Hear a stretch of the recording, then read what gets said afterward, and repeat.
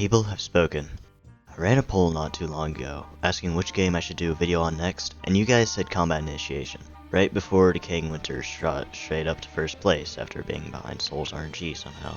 However, I already got a bunch of footage for this game, and I don't want to delete it to make space for Decaying Winter footage, since I'll just have to record footage for Combat Initiation again.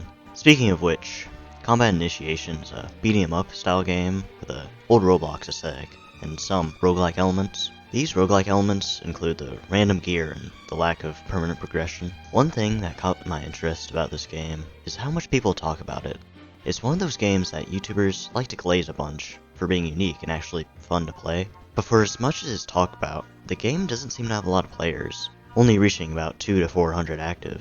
Another game that YouTubers like to glaze is Guts and Black Powder, which is talked about almost just as often as Combat Initiation, yet G&B has over 10 times the player count of CI.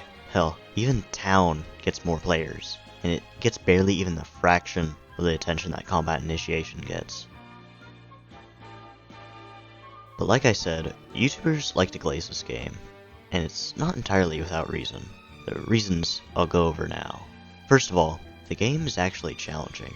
All the more popular games on Roblox are designed for brain-dead babies, but Combat Initiation actually makes you use your brain, which I'm assuming you have one of those. You gotta use your brain to pick the right weapons and gear that fit your build the best. You gotta use your brain to pick which enemies to deal with first and how to deal with them. You gotta use your brain to react to enemies' attacks appropriately. You won't see gameplay nearly as engaging as this in something like Mid-Haven or Mid's RNG. Second of all, the weapon selection's decently large. It's not enormous, but it's got enough variety to keep you occupied for a bit. Each weapon has a base function, as well as a second secret use that makes it stand out from the rest. The sword is your basic melee weapon, dealing high damage in close quarters, but hitting projectiles with it deflects them, adding a cool second use to the weapon. The rocket launcher is a pretty standard AoE projectile, but shooting it at your feet gives you a great movement ability, adding a cool second use to the weapon. You see where I'm going here? Almost every weapon has one of these quirks, but not only that, you can upgrade each one into one of two different side grades that fill different niches. The last thing I liked about this game is the style meter. It actually encourages a player to switch up their gameplay instead of just spamming the one long-range attack from far away while the enemies are stuck in some geometry. Wait a second. The only problem with it is that I had to look up what it did because it never says, but it apparently boosts lifesteal. Unfortunately, at least 1,398 people can agree that Combat Initiation is bad to some degree. A lot less than those who think it's good, but let's go over why. First of all, the weapon selection isn't 100% balanced. Some items seem a bit pointless, while others seem like not having them is a detriment to your run. Like, can someone tell me why anyone would use the trowel? What is the point of building a wall if the maps are so open and enemies can easily just walk around or jump over it? And then there's the sword. There is literally zero reason why you shouldn't pick the sword as your starting primary. It can parry, insta-kill noobs, and it can parry. The second bad thing about Combat Initiation is that it's not entirely friendly towards new players. The game starts out with the simple noob enemies. They're pretty simple. In the next wave they send in gunmen along with them. Gunmen are also pretty simple, but some players may be too preoccupied with the noobs to notice the high damage projectiles that they shoot at you. And then the policemen come in. When I first saw them, I thought that you had to get behind them in order to deal damage, but it turns out they just have extra health. But what's important is that they're kinda just thrown into the enemy pool, along with everyone else, without any real warning. If they added a single wave in between each one that had new enemies that was just that new enemy, the player can actually figure out how to deal with them without too much trouble. If you watch enough game design videos, you'll understand what I'm talking about. The third thing that I'd like to bring up is the lack of variety outside of weaponry. There's about 3 levels, and they're just about the same every time. The only thing that ever really changes each run is what gear they offer you. I feel like it'd be cool if you either choose a certain level and you go through 3 different parts of it, or there's more than 3 levels that the game would randomly choose from. I just think that going through the same 3 levels we have right now can get a bit repetitive. I also think that the enemies, while various, still seem a bit samey, especially the shotgunner and soldier. I think the base problem with combat initiation is that it can be fun for about a run or two, but after that you'll lose motivation to keep playing. Although I think I know how you could fix this, which I'll talk about later. Also, I don't think anyone's gonna hear this if I say it after the rating, but please subscribe. I have like 40 subs and I need to grow my channel. But for now, I'd like to give combat initiation around a 7 out of 10.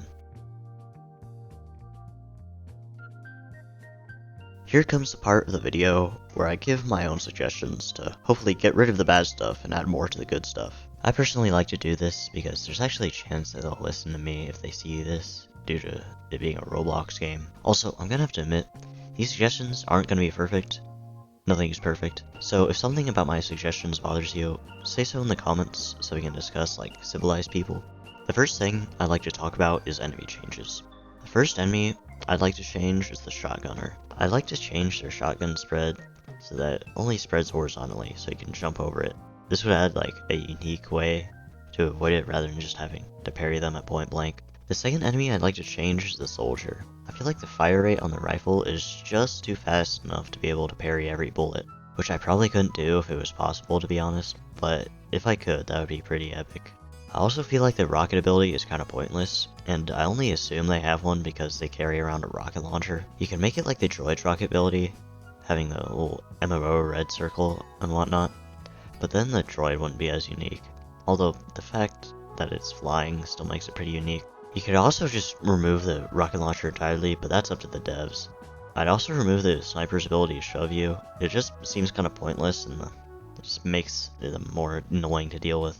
But now, I'd like to add new enemies. The first enemy idea I have is the ninja. He carry around a katana and parry any projectiles you throw at him, within reason, so maybe not rockets, and he'd throw shurikens at you if you're too far away. This encourages the player to get into melee combat with him instead of just spamming the paintball gun. And my second enemy idea is the necromancer. It sits back and spawns zombies, which are basically just reskinned noobs. I like the necromancer because it provides more of a support role to make you prioritize it rather than just making it a priority by being powerful. I'd also like to see more bosses. One idea I have is the Flying Dutchman. The Flying Dutchman would have 3 stages that would cycle through. In the first, it spawns multiple pirate reskins of existing enemies, such as the noob gunman and maybe a new generic bomb thrower. In the second stage, once all the enemies are killed, the ship starts raining down cannonballs for about 30 seconds, which is pretty long for game time. You can also cut this time down by parrying the cannonball back at the ship, making it go to the third stage. Speaking of which, in the third stage, the ship crashes down at you, attempting to crush you as it lands. It takes a little bit for it to get back up, but in the meantime, you have a good chance to get some hits off on it. I like this boss because it's not just another character the same size as you that makes you parry all of their attacks. Moving on, I'd like to make the style meter somehow correlate with how much ticks you get at the end of each round. For instance, if some loser is spamming the paintball gun and not being stylish, they get around 50 ticks at the end of each wave. But if a real gamer comes out and absolutely styles all over the enemies, styling everywhere, getting his style all over the place, you get closer to 200 ticks at the end of each wave. The numbers could probably be tweaked a bit, but I think you get the idea. Moving on, I feel like the parry system could be improved upon. Whenever I play third-person melee games, I like to look downwards a bit, so my character doesn't block my view of the enemies and I can get a better visual on the range of my weapon. However, in combat initiation, you gotta aim the projectiles you parry, so whenever I try to parry something, it goes into the ground. I've learned to actually look at the guy in the face when I parry him, but it just feels a little awkward in my opinion. I think it'd be better if the parry projectiles auto-target either the guy who shot them at you or the nearest target. I looked it up, and the game that this is inspired by, Ultra Kill, doesn't seem to have this feature, but I feel like this is different because it's in third person, and my aforementioned habit of looking down a bit.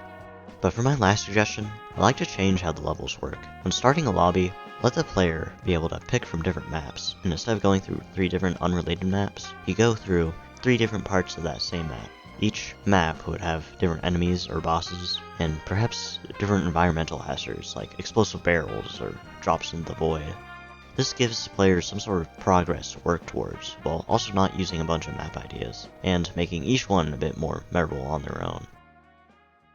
And I think that's all I have to talk about for combat initiation. There's probably something else I could have said to stretch out the length of the video, but let's be honest, I don't think anybody here wants to watch a 2-hour video about a single Roblox game. But what are your thoughts? Are my complaints valid? Are my suggestions interesting? Say your thoughts in the comments below. I'm a small YouTuber, and there's a very high chance I'll read them. And speaking of being small, please subscribe. YouTube analytics say only 0.4% of you are subscribed, and that makes me a little sad. But anyways, that's all I have to say for today. See you soon, raccoons.